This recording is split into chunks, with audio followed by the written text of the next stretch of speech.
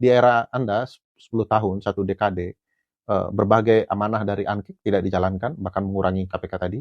Eh, Tidak jalan soal cuci uang dan segala macam, tidak jalan soal perampasan aset ya, perampasan aset yang dibicarakan A dan yang terjadi sehingga sekarang juga tidak dilakukan. Eh, jadi saya pikir sudahlah, kita sudah bisa lihat betapa bermasalahnya ketatanegaraan kita ketika itu. Bahkan di era Anda, wajah KPK itu diubah menjadi lembaga yang kian lemah, lalu polisi mendirikan satgas anti korupsinya, kejaksaan juga begitu. Ini apa-apaan, padahal angket sudah mengatakan ini lembaga harus ada. Ya.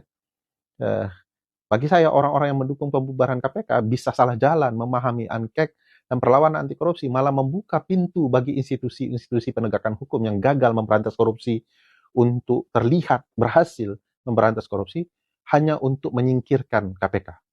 Dan itu semua karena ulah Anda, Pak Presiden Joko Widodo. Anak Anda menikmati berbagai keistimewaan, ya.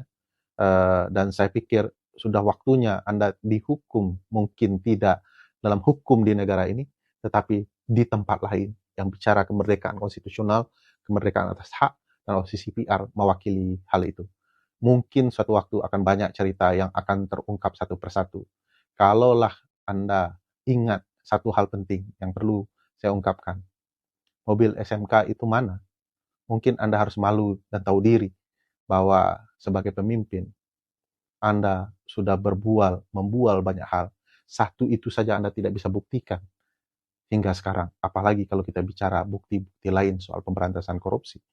Anda berjanji penguatan KPK, terjadi pelemahan. Anda berjanji menambahkan penyidik KPK, Anda malah mengurangkan para penyidik, mengusir mereka yang terbaik di KPK.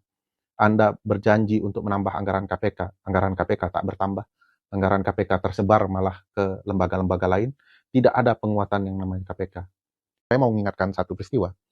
Waktu Undang-Undang KPK direvisi dengan pengerusakan yang luar biasa di dalam pasal-pasalnya, saya termasuk salah seorang yang diundang Presiden Joko Widodo ke istana waktu itu untuk memberikan masukan setelah publik marah karena KPK mereka dihancurkan melalui revisi undang-undang. Di salah satu kesempatan bicara, saya menyampaikan kepada Presiden untuk segera mengeluarkan Perpu, membatalkan undang-undang atau revisi undang-undang KPK. Presiden meresponnya begini, Presiden Joko Widodo meresponnya, bagaimana kalau Perpu dia nanti akan ditolak oleh DPR? Saya respon kembali, tidak ada soal. Ya. Yang saya dan publik ingin ketahui waktu itu adalah apakah Presiden Joko Widodo berpihak kepada KPK dan publik atau kepada politisi Senayan yang ikut terlibat merevisi undang-undang ketika itu. Presiden diam, ya, tidak merespon. Karena yang saya ingin ketahui, apakah Presiden terlibat atau tidak dalam revisi undang-undang KPK itu. Dengan dia diam dan tidak mengeluarkan Perpu, saya menjadi sangat yakin bahwa Presidenlah dalang utama perubahan undang-undang KPK karena dia tidak berminat mengeluarkan Perpu itu. Sebab dengan dikeluarkan Perpu, tidak ada soal jika kemudian ditolak Perpu itu oleh DPR, sehingga revisi akan terus berlanjut. Yang kita ingin ketahui adalah ketika Presiden mengeluarkan Perpu, maka dengan sendirinya kita ketahui bahwa Presiden menolak revisi itu.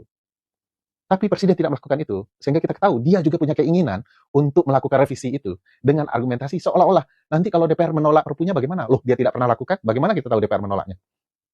Jadi, setelah kemudian bergulir, kita bisa menemukan rangkaian peristiwa bahwa Presiden memilih Firly Bahuri menjadi pimpinan KPK, Lili Pintauli, dan segudang pimpinan KPK yang bisa dikatakan sangat-sangat bermasalah, dilengkapi dengan undang-undang yang juga bermasalah, menghilangkan kewenangan, dan bahkan Presiden ikut merancang atau bawahannya terlibat langsung melahirkan sebuah tes manipulatif untuk menyingkirkan orang-orang terbaik di internal KPK melalui tes wawasan kebangsaan. Itu Kemenpan RB terlibat, ya, Sesnek terlibat, ya, orang-orang di KPK juga terlibat, Badan Kepegawaian terlibat, semua terlibat, dan itu semua adalah bawahan Presiden.